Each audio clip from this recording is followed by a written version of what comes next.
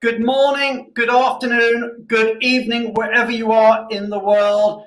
It is Benevo Bites, and people are already coming into the studio, and we've got an amazing show lined up for you today. So we are really, really excited to share with you our show today.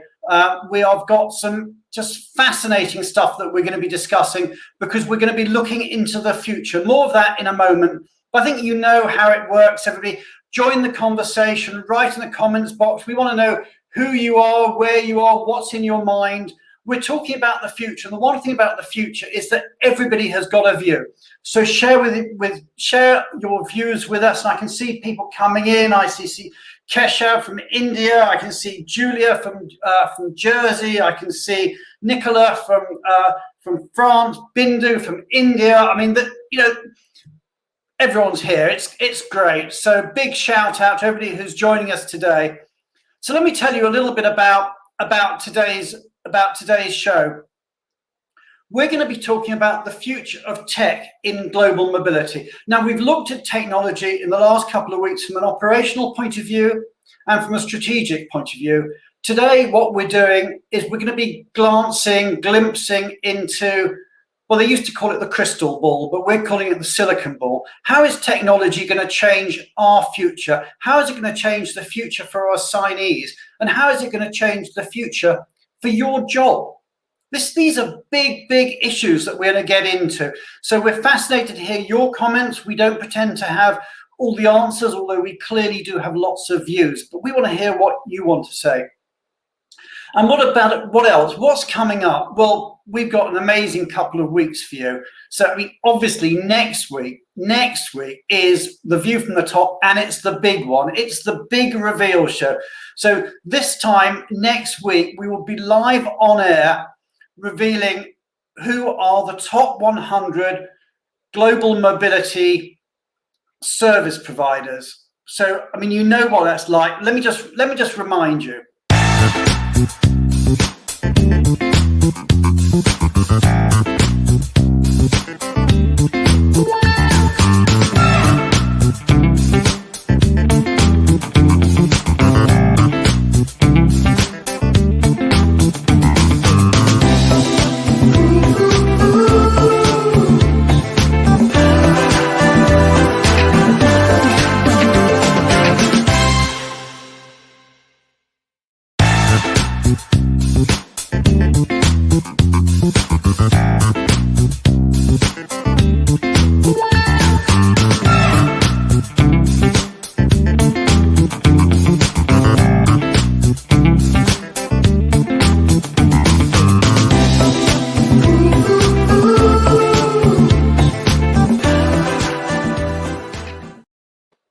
So that's next week, okay? It's the big one next week. Whatever you do, stop everything. Make sure that you are here with us at the same time next week, and we will be doing the big reveal.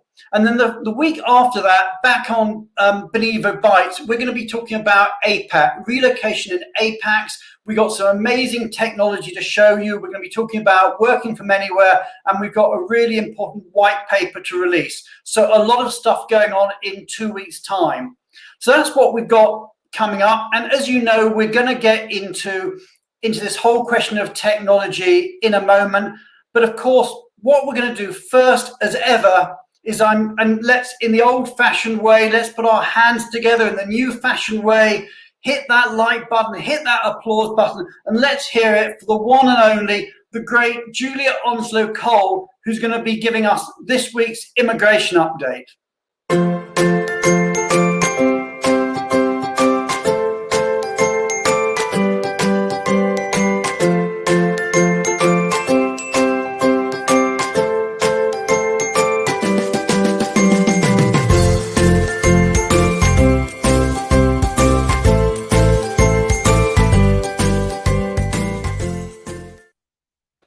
Hi, Brian. Julia, good to see you again. Okay, well, the house is full. People have come into the show. They want to hear the latest from Julia's immigration update. So, Julia, what are you going to be talking to us about today? So I'm going to be talking about China and Singapore, but really sort of as a looking at that and extrapolating at what it means for business travel across the world, because there's been a lot of things happening over the last week. So I was going to start with China, and I just wanted to give a shout out to Becky Shear and also Mark Buchanan, my partners who've helped me put this together. Mark in Singapore has been particularly busy over the last week or so. But in China, we've seen the vaccination rates actually quite low. The official figures are 17% of the population.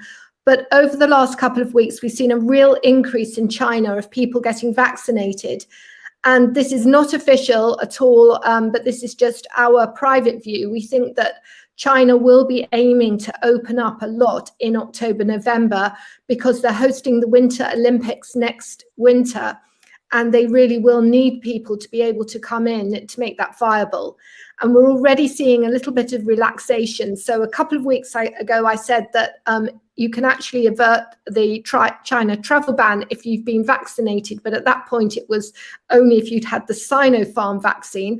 But that's only going in 27 countries. And I was saying that if you were coming from the US, that was difficult because it wasn't available there. But now they're saying any vaccine. So we're seeing signs of movement and relaxation. So that's positive. So any vaccine now for China, not just Sinopharm. So that's quite a good development. Yeah. Yes, good. But in Singapore, there was an outbreak of COVID about 10 or days ago, perhaps a little bit more, in a hospital in Singapore. But what there has been, unfortunately, is there have been a couple of cases of people who've caught COVID at the airport. So a border official, a cleaner. And I was actually thinking about my own journey when I was in the Middle East, as you know, Brian, for 3 months this year, and I had to get back, and I went via the Maldives, and I was thinking about it, and I was thinking, well, I had the PCR test when I was on an island in the Maldives, and then I went to Mali, and then I was at the airport, and now the UK government have put the Maldives on a red list. But if I was to have contracted it at Mali airport, then, by the time I got to Heathrow and all of those hours on the plane and maybe hours queuing at Heathrow, you could see that how you could sort of inadvertently pass it on. So what people say that the airport is the most dangerous place? Well, this is what I was sort of thinking, and you can see that the cautiousness when, in the UK, for example, you're starting to have air travel. And so what happened in Singapore on Friday is there was an announcement, and it was instantaneous, that they brought in really, really restrictive travel restrictions. And we had a flood of clients who were actually in the air on course to go to Singapore. And luckily, we managed to bring those people into Singapore, but there was a lot of confusion at the time about what was going on. And now Singapore will not accept new entry applications for work pass holders from higher risk countries. And really, every country is higher risk except Australia, Brunei, mainland China, New Zealand, Taiwan, Hong Kong, and Macau. So almost everywhere. And apart from a small exception, if you're working on a key strategic infrastructure project, that's going to really affect incoming people, trying to get to Singapore. But also at the same time, instantaneously, they said that you now have to quarantine in a hotel for 21 days. So we've had a flood of clients who've actually sent people on business trips who were maybe in a hotel waiting to just be released, but their stay has been increased to 21 days. So it's very difficult to plan. And I think it sort of illustrates, the way things can go back and forth, the difficulty with travel and the uncertainty and difficulty of planning from a business perspective. So the minister in charge of COVID in Singapore said that, he was very worried about the fact that there were forthcoming holidays. They've moved back the progress they were making on allowing people to the office. So you're only allowed 50% maximum, and you should really encourage people to work from home. But in Singapore, this is also coming on the top of a lot of tightening of the existing rules. So S-Pass holders, who are the lesser skilled workers, the quota for those went down to 10%. So you can only employ an S-Pass person if you actually have 10 Singaporeans or resident workers. And on the employment pass, we've seen the salary requirements be increased quite significantly. So if you're a new graduate, it's 4,500 a month, going to double that if you're over 40. And the tactic of moving them to the S pass is not really so viable if your quota's reduced. The other thing to say, last 2 points I wanted to make on Singapore is on intercompany transfers. The government are really interpreting the intercompany transfer category very, very restrictively and saying that if it's not in the WTO or the international treaty, you cannot bring dependents in.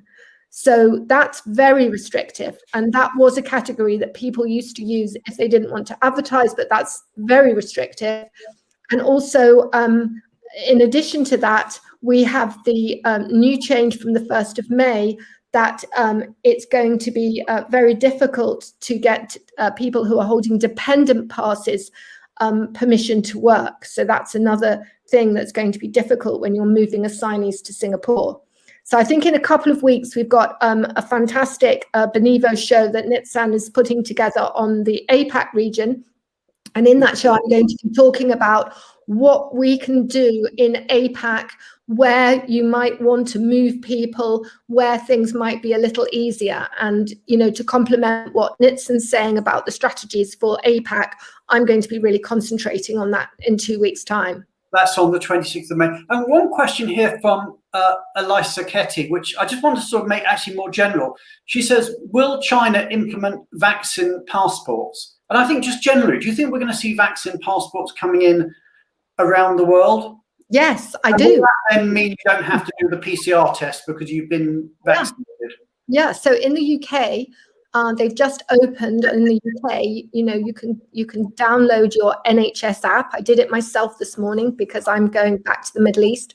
So you just download your NHS app. You get identification. So I gave my passport details, and then they're going to the details of your two.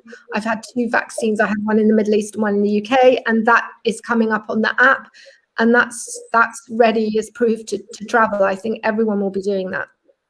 Okay. Well, thank you so much, Julie. We'll see you again at the end of the show, and of course next week with the big reveal show. What we'll do now is we're going to get into this debate about technology. We're getting our silicon ball out. We're going to be looking at the future. So we'll say goodbye to you. And if I could ask the audience to give us lots of applause to thank Julia for her input, and of course to welcome our guests onto the show.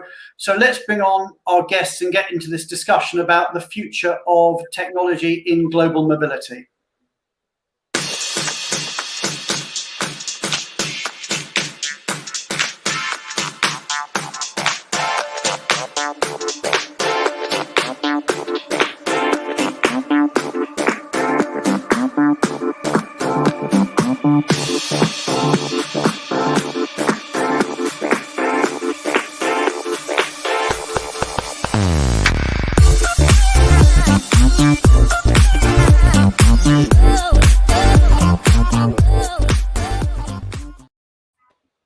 Hello, everybody. How are you doing? How's everybody doing? We're good. Good. Nitzan, can I just get you to tilt your screen? You're a bit low. There we go. People couldn't see you. Okay, everybody. We've got a fascinating conversation coming up now about how technology is going to impact global mobility in the future. And by in the future, I mean the near future and also the medium future. And we're not going to get into the distant future, but let's say the near future within, say, the next 5 years, and the medium term is, say, 10 to 15 years. So we're going to get into all that. But maybe we should just start with where we are at the moment. And obviously, you know, we've had this year and a half that has changed all our views. And the question I want to start off by asking is, how has the pandemic changed, or if not changed, accelerated the future? If somebody wants to kick off, maybe Eric, we could start with you. Do you want to kick off on that one? Yeah, sure. For what it's worth, I think it has changed as well as accelerated the future. I did a little homework this week and talked to several of my colleagues to see how it was affecting them and their companies. And it's a bit of a yin and yang. I think the pandemic, you talk about, the willingness of people to relocate, for example, the willingness of the employee. I think it's probably put the brakes on a little bit. People are less willing. What the pandemic has done is created a environment of instability, of uncertainty, right? And people hate to make decisions where things are uncertain. So both from the employer and the employee perspective, they're trying to see around the corner. And what does that mean with regards to the future? Do people want to relocate? Well, not if they don't know if they can get there, or not if they don't know if they can't get back, or not if it's somehow going to put their families at risk. And so, and it brings in health and safety issues, maybe in ways that we kind of took for granted before. But now we certainly don't. So we've got a whole host of what I would call macro factors. You've got politics, you've got health, you've got safety, you've got social issues impacting your desire to or your decision to relocate, as well as your career decisions. And I think the pandemic has certainly placed emphasis on family and what's best for the family. And the employers, of course, have to recognize that and adapt to it. Okay, and out there in the audience on Facebook, on LinkedIn, or in YouTube, wherever you're watching us, feed in your comments. How do you think the pandemic has changed or accelerated the future? What is different about mobility? And we're talking about both your job in mobility and the actual people moving. How has it been changed by the pandemic? I don't mean the short-term change. I mean the systemic, long-term change. Yeah. Nitzan, what have you seen in this area? I think the pandemic made us all younger, right? What in the past, a year ago, we would say, oh, that's something a generation Y, a generation Z. I'm never going to do my shopping online. I will go to the supermarket. I'm going to go and meet people face to face. I'm not going to do the Zoom thing, the LinkedIn Live. There was no LinkedIn Live a year ago, right? A virtual conference. Yeah. We've all thought, that's for the young guys, right? And we all became that. So I love that. I love that. That's true. So the pandemic's made us all younger. Well, I suppose not everybody, obviously, but it's made us, everyone who's come through it, it's made us all younger. I love it. That is a silver lining. Yeah, it's forced some of us older guys that come into the technology, dragging our heels to adapt to new technologies a lot faster than we ever would have. And then once you're in, you go, oh, this isn't so bad after all. Yeah, and I've seen my sort of 81-year-old mother-in-law sort of, Zooming and stuff. It's just amazing. Wes, where are you in all this?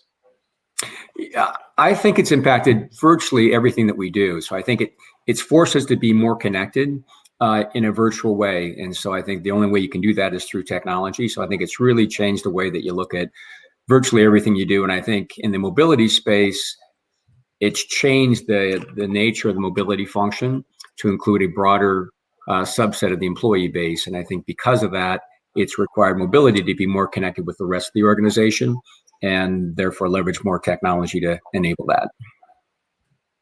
Okay, I mean, in what ways? Let's drill down on that. So what you're saying is that the pandemic has changed mobility. And I suppose there's two elements to that. There's the employee experience element and, what employees are looking for or indeed dreading in their move. And then the other side of that is how the employer is handling mobility from their perspective. And I suppose there's areas like, self-service springs to mind, duty of care might spring to mind. I mean, tell me that. Here's an interesting comment, actually, Wes. I'll just take that from Joel Williams. So Joel, hi out there, Joel. He says, I think companies who never thought of themselves having to deal with mobility now have to deal with mobility, i.e. remote workers. So maybe we've got whole new populations. Wes, again, let's feed off you on this one. Yeah, no, I think absolutely. I think the nature of mobility has changed. I think for a lot of organizations, there's been a focus on minimizing costs, reducing costs with core enterprise functions, including mobility. But with that still happening and traditional mobility declining rapidly, there's this whole new impact to the remote workers and other new types of populations that are actually increasing the workload for a lot of mobility functions. So the only way to handle that is really to have greater automation and apply different types of technology to be able to essentially do more with less. Yeah. Sorry, you carry on, Wes. Oh, and I know, one of the themes on this show is going to be to talk about just where the future of technology is. And maybe we can start off with a little bit of what are some of the basic technology that a lot of companies are applying today, and then where do we see technology changing that in the future? Absolutely. And before we get there, I'm just seeing what Emily has said. The world realized just how flexible we are, and that technology is central to everything in our work lives, as well as our personal lives. In other words, technology isn't something that other people use. Technology is absolutely central to everything. I remember seeing a quote many years ago. I read it many years ago. I read about it. It was written many years ago. It was written in the 1960s. So before my time in terms of actually being cognizant of this, by a guy called Marshall McLuhan, who invented the concept of the global village. And he talked about technology being the equivalent of your spine or your central nervous system, which I think was so insightful a comment, that he basically says that the technology is your central nervous system that connects the whole body. And I think that's what's happened now, is that, whilst with him it was, if you like, a pipe dream, I think we're now at that situation of connectivity, whether it's the cloud or whether it's the web or whatever, we are all connected through it. What makes us work as a society is technology. I mean, Nitzan, one area I want to talk to you about is that with all this technology, do you think we're going to see a changing attitude towards self-service and indeed towards lump sum and a move away from more traditional packages? Are we seeing that coming through? Yeah, I think that's, if we're looking on the immediate future rather than the far future, these are two trends that are already in place. There is not only, as one of the comments here was that employees are more willingness to receive virtual support and digital support. They are actually expecting that, right? So there is a big movement toward self-service, and we've seen in the last 12 months two very, very clear trends. One of them is towards lump sum, and the other one is towards core flex. And in both of them, it reflects the change of how people want to be treated, whether it's one hand other consumers and the other end is to have the ability to choose what is right for me, rather than have someone make those selections on my behalf. It's interesting. Here's an interesting comment. Is international mobility just became domestic mobility with remote workers, which is quite an interesting way of looking at it. In other words, everybody is, I suppose, everybody is mobile these days. Just some of them happen to cross borders. But let me move on. Let's just take some big mega concepts, and then we'll discuss a few mega concepts, and then we'll probably drill down a bit into how those mega concepts impact mobility and the function. And as we go into them, I think I'm going to ask you to sort of just, whoever leads off on them, just explain a little bit about what they are, because not all terms will be familiar. But the first one that I'm hearing more and more about today, I don't know how many people are familiar with it, is robotic process automation, or RPA, okay, which is a big term. And I think we believe as a group, based on our green room discussion, that this is going to have a major impact on society and on mobility. But Nitzan, maybe kick off and just tell us a bit about robotic. So Wes, I think Wes was going to kick off. Tell us a bit about robotic process automation. I know we agreed somebody was going to talk about it. I can't remember who it was now. Do it. Right. So whoever said they were going to do it, talk about it. We might need a robot here. I know. I'm a useless host. I've forgotten what we agreed. I think we're going to both say a few words, but I can just start off with some of the. Me out, Wes. Which is some of the more basic definition and example. But robotics process automation, I think, in my view, has been around quite extensively, particularly over the last 2 to 3 years. and it's been applied over all different areas of corporate functions, whether that's finance, broader HR, supply chain management, and now mobility. And I think it's because it's probably one of the easiest and relatively low-cost ways to automate different things. And unlike completely re-engineering a system or implementing a major system, assignment management system, to do something much more complex, you could take a particular process and make that manual-oriented, repeatable process, and oftentimes a flawed process, much more efficient, dramatically more efficient. So rather than having to look at the whole picture around technology, which typically involves looking at both people, the processes, and re-engineering those processes and technology, you can simply take a very time-consuming, repeatable manual process and program a few bots or a bot to make that much more efficient. So some simple examples would be completing forms, whether it's a HR hiring form, a tax form, immigration form. A bot can take data from a number of different sources and complete that form and make sure that it's done in a very fast and accurate way, dramatically faster than any human. And the other thing it could do is reporting. So a lot of companies are struggling with getting data or information from two different systems that don't talk to each other and can't connect to each other. So we can simply extract that relevant information from one system or another system and combine that to an integrated report, and you get what you need in a much more cost-effective way, rather than trying to implement an entirely new system that could cost, hundreds of thousands of dollars. You could have a bot do that for a fraction of that cost. So obviously some of the benefits and advantages of RPA is that the bots don't get tired. They can work 24/7. And the speed of the bots can be 10 times or hundreds of times faster than the manual process. And the other major advantage is that the accuracy aspect, it really takes the human error element out of the process. And you can actually build in automated checks and balances in the process, just in case you're concerned about the accuracy. So, a lot of advantages of applying RPA, and there's obviously a lot of repeatable processes in the mobility function. And then the other cool thing is if you take RPA core technology and combine it with other core technology around automating workflows or automating workflow systems, and there's a lot of off-the-shelf types of systems that are out there, whether it's a ServiceNow or Microsoft Power Apps or whatnot, and do other things, then you almost have your own automated workflow and processes in place as well.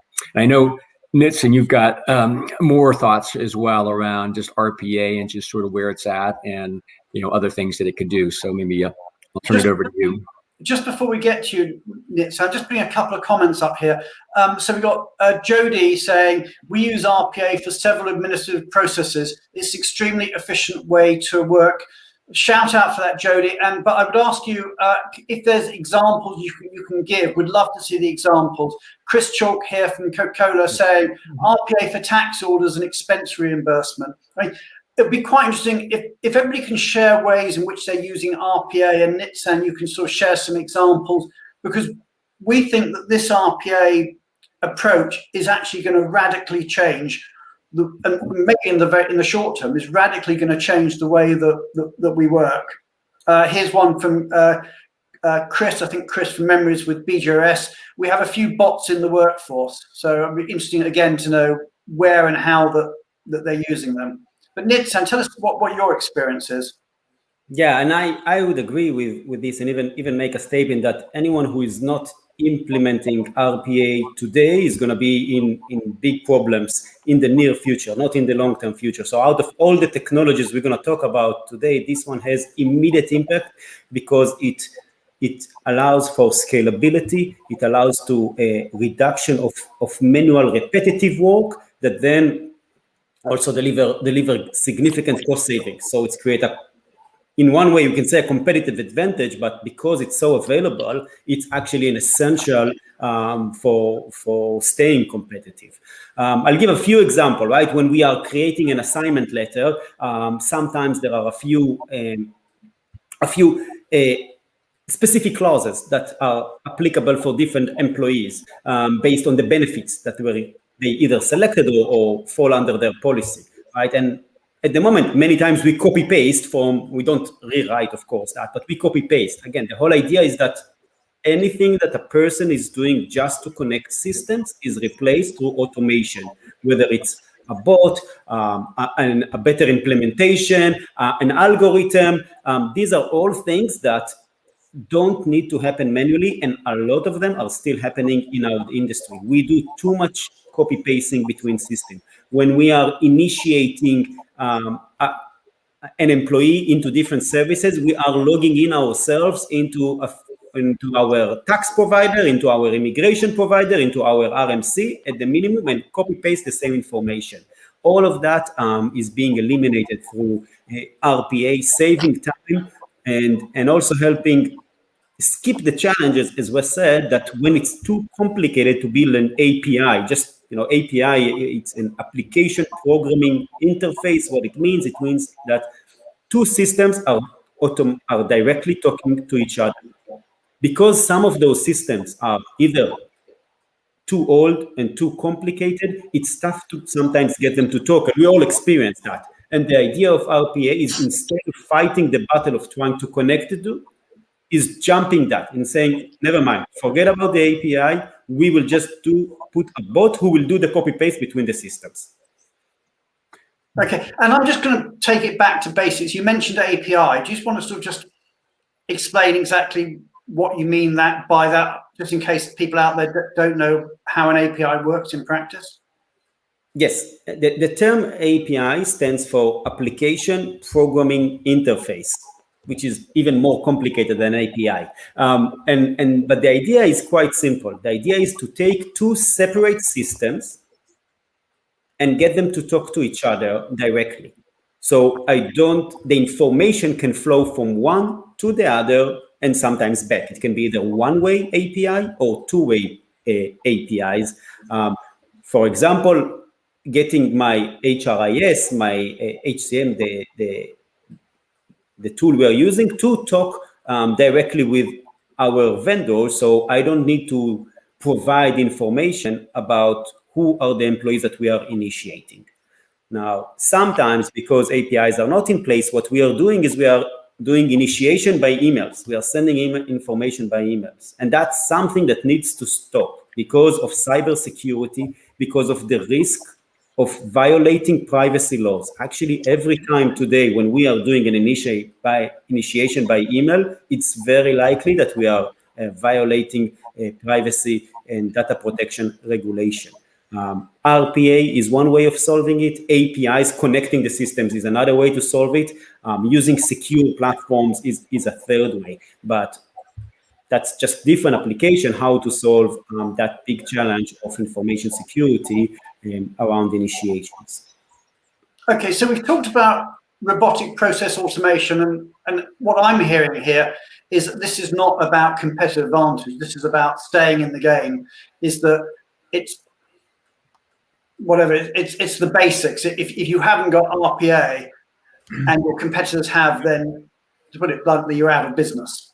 My question would be, just to jump in, is so from the director of the mobility department's perspective, so do I obtain this externally, or is this somehow something I convince my internal group that they need to filter down to the mobility department? Because frankly, you'll see these things working in finance, accounting, and other areas, but they don't really think about the mobility applications. So, practically, how do I get this going the fastest? Is it trying to build it from internally, or is it accessible for me on an external platform? Yeah, I think it could be either, Eric. A lot of companies, you're right, they prioritize broader areas, other areas of HR and finance and supply chain management and other things over specific niche areas like mobility. So it could be more challenging to get those types of resources.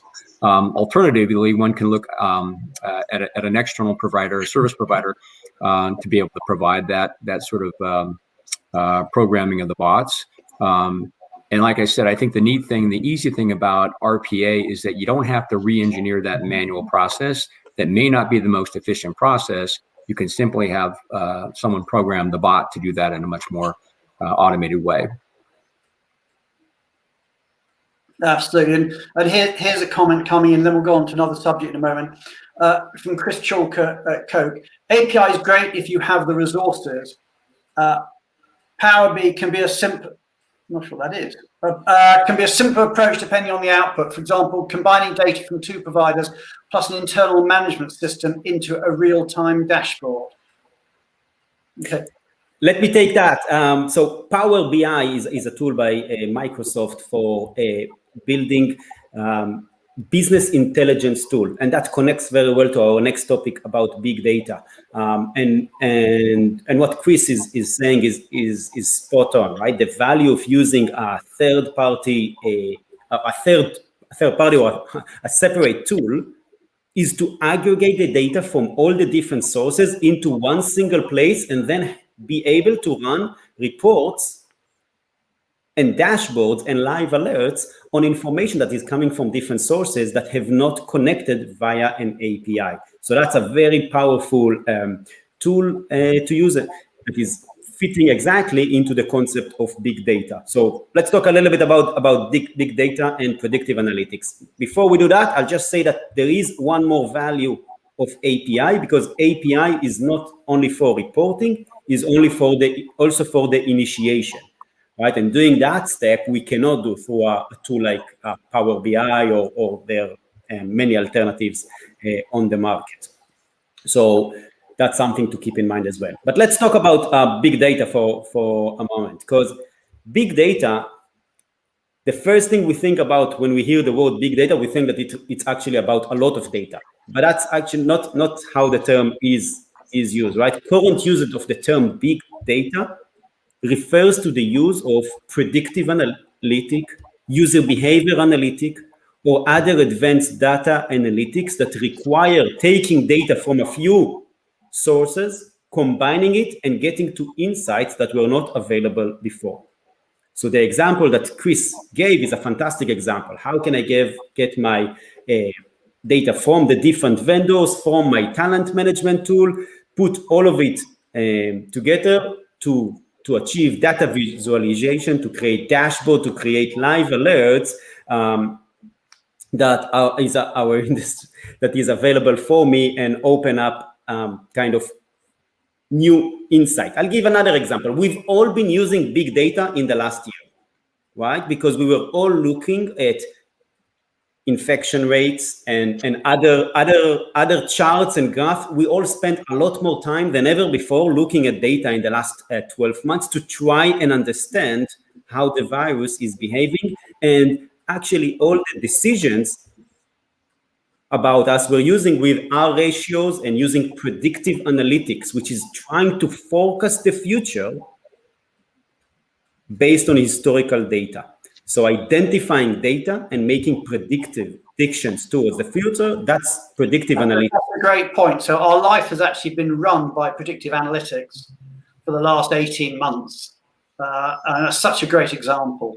Such a great example. And in a way, right, we've been taking decisions, right, based on data, on the level of lockdowns, the level of restrictions, and so many things. And now the question is, how do we take that and apply that into mobility? So one area that we've already been spending in mobility many years is to predict the cost of an assignment. Right, and that's actually a place where we can say predictive analytics is already put in place to run cost estimations and identify those costs. What other areas can be around expectation management, right? So, for example, taking all the information that Julia is sharing with us about immigration, how do we make it actionable to the business?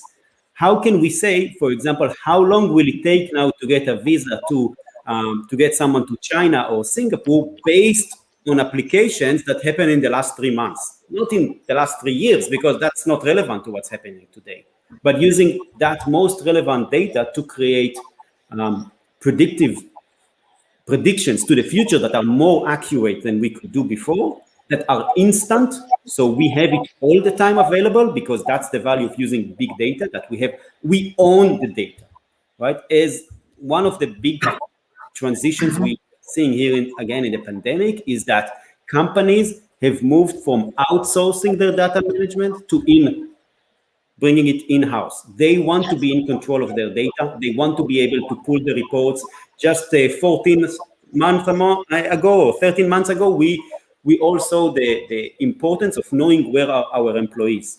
And because that data was sitting with our vendors, that's created a lot of internal stress. And what we've seen is companies looking to move that in-house, being able to control that data and being able to use that in order to get the kind of predictive analytics and the leverage of big data.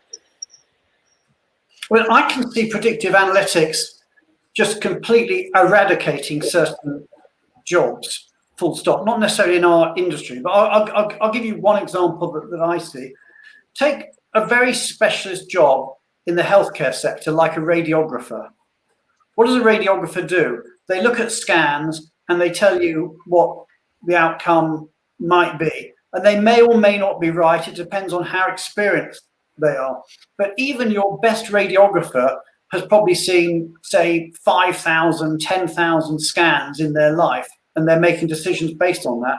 Imagine now that instead that radiographer has got a data bank of, say, 10 million results, and they're looking at what the results of your scan is based on that, and they're doing it probably 1,000, 10,000 times faster than a skilled radiographer can do, and with a huge amount more level of accuracy.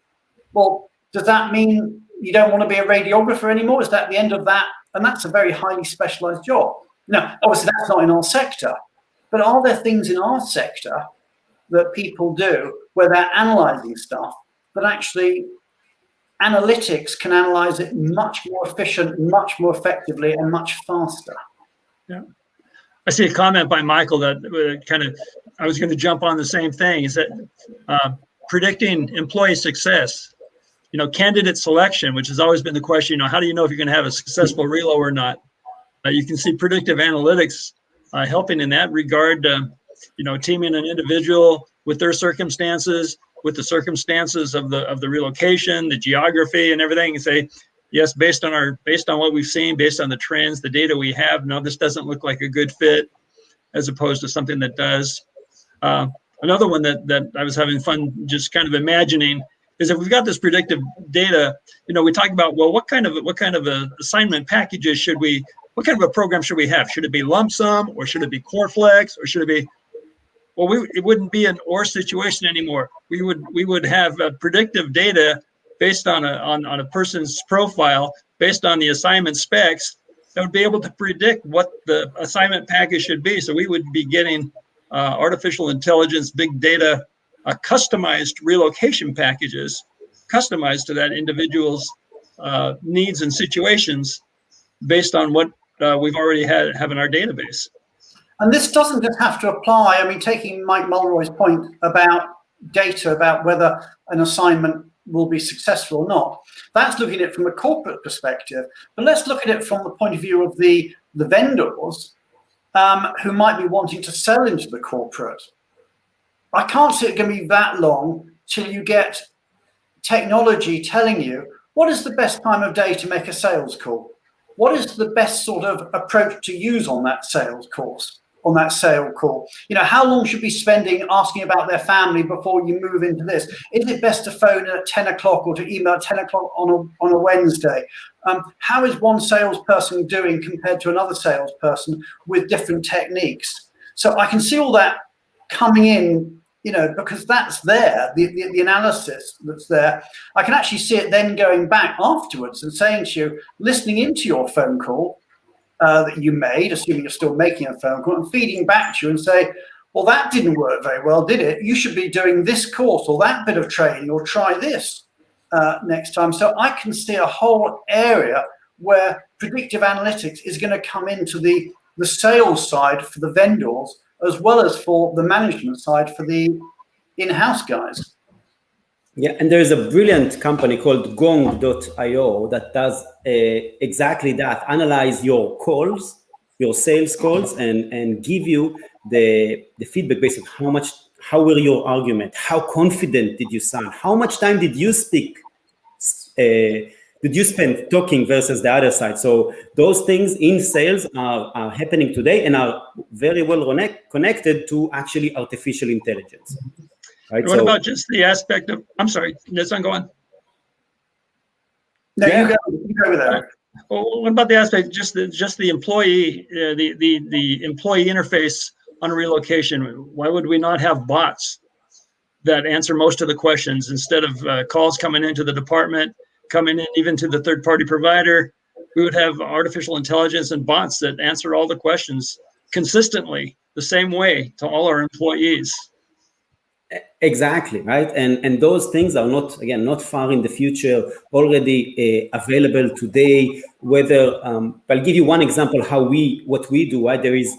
On the Beniva platform, there is a search function. We do something simple. We look what people search. We look how many of them found the right result, how many of them clicked at them.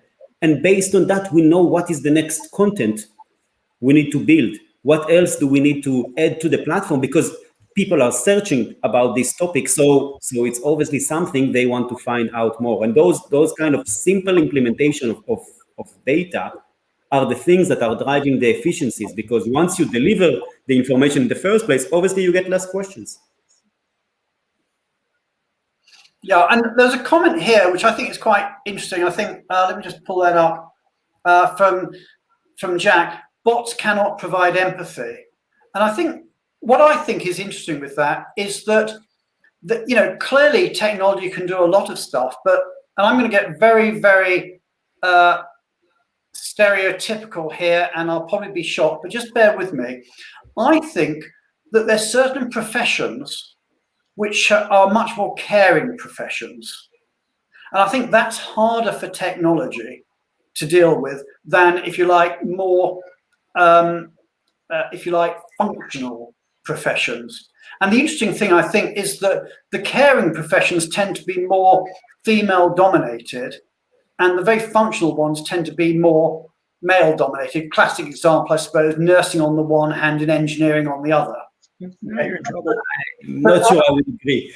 Okay, so bear with me. Here's what Now I'd you're in say. trouble. Are we going to Yes. find I'll stop you here because more So women in work? the panel doesn't necessarily agree with Brian, but go ahead. Okay, I've been controversial, but Yes, but taking Jack's point though is that empathy is a harder thing for bots to do. And How are we going to find that is going to impact different groups of people in the workforce and different functions? Jack is spot on. I completely agree with him. What bots gives us, they free us from doing manual, repetitive work, so we can bring our best self and the areas where we, as human beings, provide a huge advantage over machines. So we can spend more time on empathy. So we can put better problem solvings on the areas that are not the same every day. Once we automate the repetitive work, we free up resources, we free out time, we free up the mindset actually deliver on the empathy. Absolutely. So it frees up the time so that the humans can build in the empathy that we need. It is just, the comments are coming in thick and fast. It is clearly a very, very topical area, and we're seeing a lot coming through here, and we've talked about how this technology can help us predict. We can talk about it, how it's going to make our lives easier. There's one technology we haven't really talked about, and let's just get onto that one. What about virtual reality? How could that change mobility? Somebody want to take that one forward? Who's going to go for that one? Virtual reality. I just throw out the big picture answer is that it reduces the need for travel. To a large degree, it reduces the need to travel. Why do I have to go somewhere if I can meet with you like this? If we can share, why the relocation? I think certainly in the area of business travel, it's a game changer.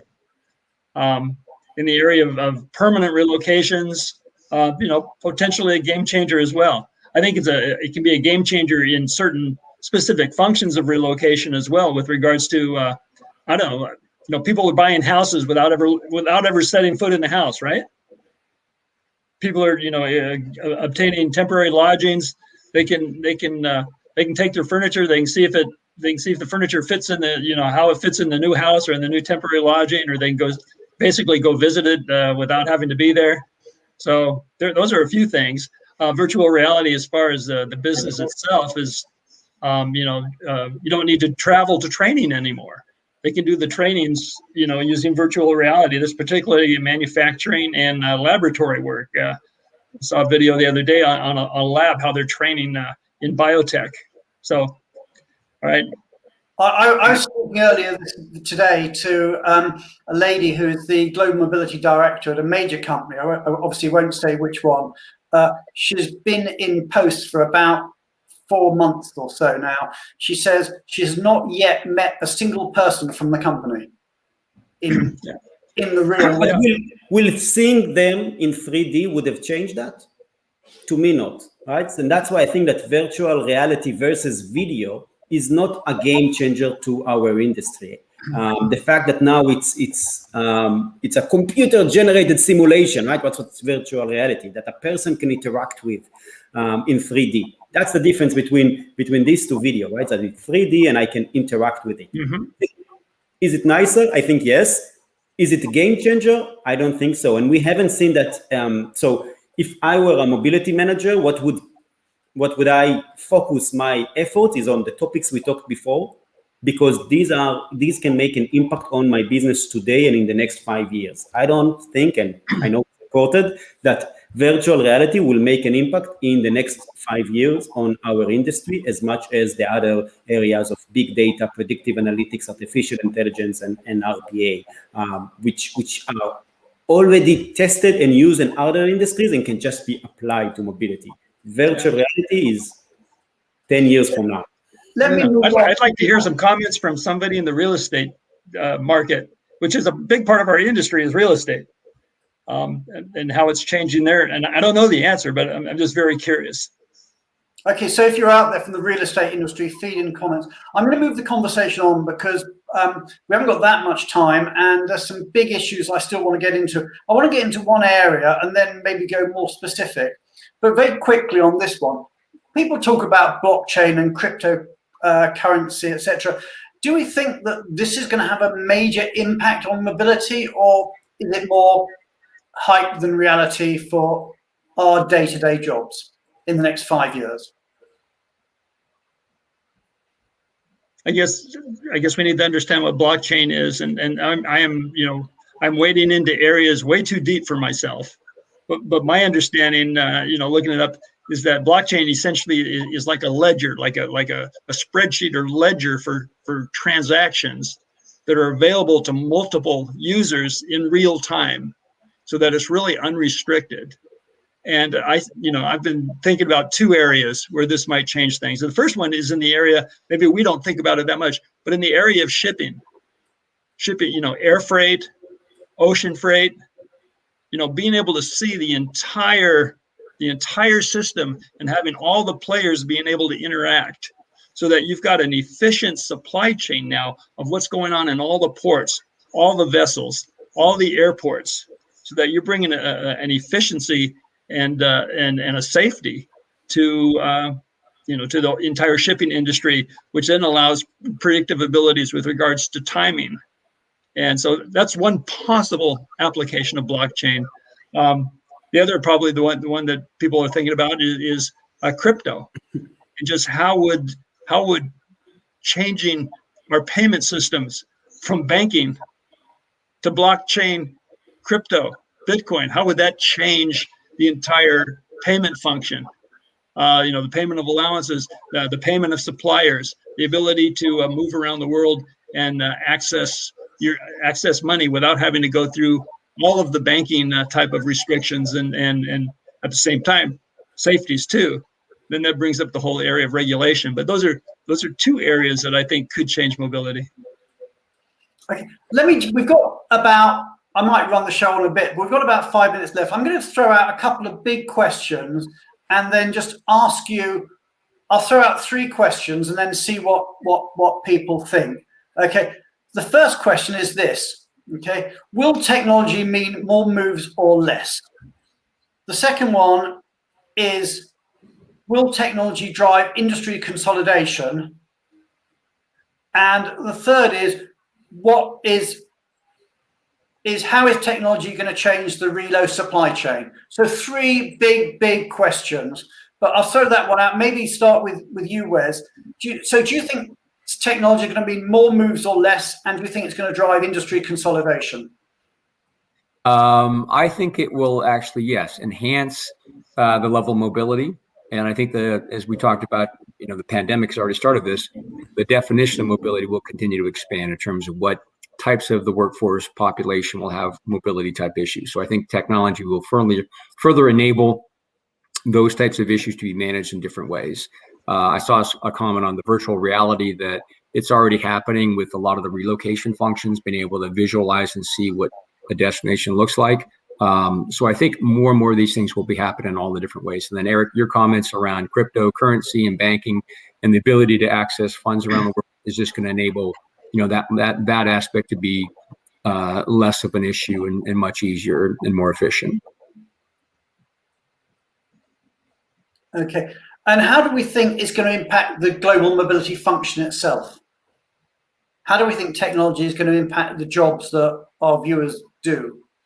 I think the mobility manager is going to have to expand what you might call their talent stack.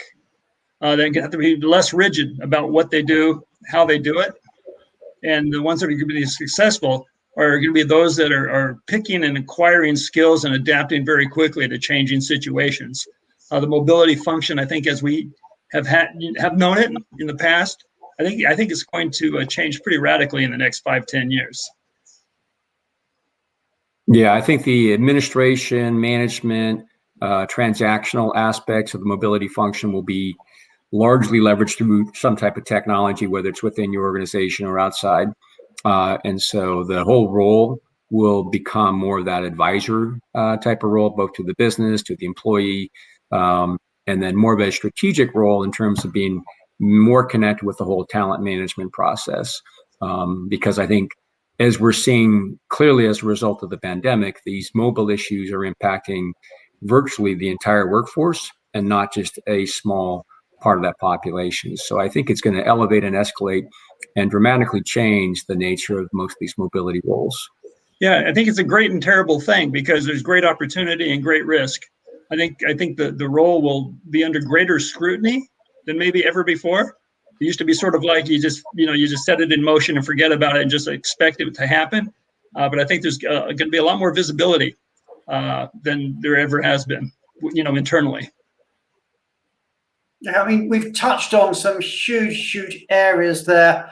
To me, it also raises the question of what happens to outsourcing. I mean, people traditionally outsourced repetitive tasks to very low-cost locations. Maybe we're going to see less outsourcing because we don't need to outsource to physical people in remote locations. We can outsource to a bot somewhere, if you like.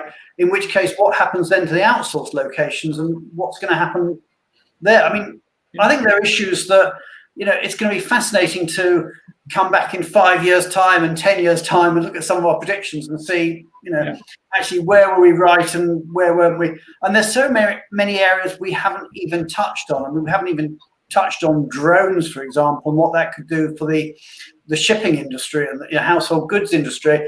But we are unfortunately out of time. Let me bring Julia back on to the show.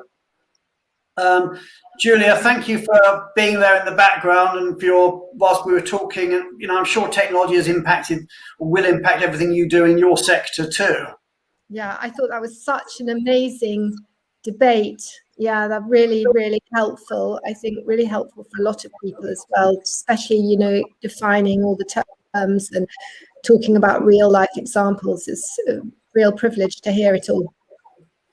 Thank you. And thank you, everybody, for being on the show. We're going to be back next week with The View from the Top. And as I said, make sure that date is in your diary, on your calendar, because that is the big reveal, the top 100 most admired service professionals in the world. You do not want to miss that show. So Thank you, everybody, for listening. Thank you to our wonderful panel today at Benevo Bites. And we'll be back again this time next week for The View from the Top. Thank you, everybody. Thank you.